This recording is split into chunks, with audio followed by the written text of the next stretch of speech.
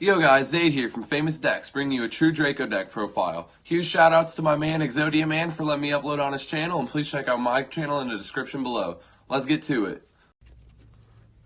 For the monsters, we play 3 Ignis, 2 Maiden, 1 Dynamite, and then we play 2 Inspector Border. We don't want to main the 3rd because it's really bad going 2nd against the Danger Thunder deck and any other deck that puts up multiple negates. We play 3 Card of Demise, 3 Desires, and 3 Duality for our draw cards. Duality sucks against Thunder, but it's really good against every other deck, so you still have to play 3. And Desires is essential against Thunder because it's one of the only ways to get more cards without searching. And then we play 5 copies of Diagram, and then the staple 3 of each Draco spell. We also play the staple 1 True King's Return and then 3 True Draco Apocalypse. For our floodgates, we play 2 Rivalry, 3 Monarchs Erupt, 2 Anti-Spell, and 1 Imperial Order. The reasoning behind these is because these 5 you can still play under, whereas if you were to play a Skill Drain instead of Erupt, you cannot play under that card because your effects are negated too. And if you were to use Gozen, or there can be only 1, then you're locked out of summoning extra monsters. Under Gozen, you can summon copies of the same card, but you don't really want to do that. You would rather be able to have like a Dynamite and a Majesty Maiden to gain the most advantage. And then these, the Anti-Spells and the Imperial Order, it hinders your plays, but it hinders theirs so much more that you just have to play them.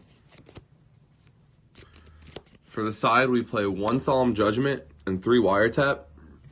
You put these in every single game 2 and 3 because you take a hard loss to cards like Red Reboot and Evenly Match, and you want to have a counter for them in your deck.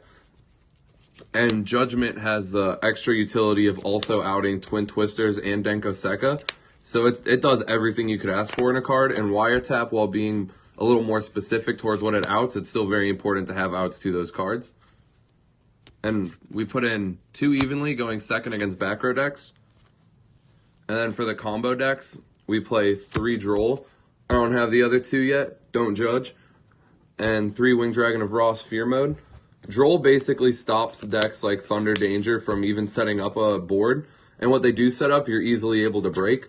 And then Sphere Mode is great because you can even draw it as your 6th card. And if they do manage to pop off, you just erase everything they did. You tribute their Colossus, you tribute their negates, and then you proceed to win the game. And then we play 1 Majesty Maiden. So the matchups that border's bad, when we take it out, we can put in another monster to keep our ratios all right. And then we also play the 3rd border for the matchups that it's good, and for basically every time you're going first, because it just locks your opponent out of the game. And they can't deal with border with the same cards that they deal with your back row.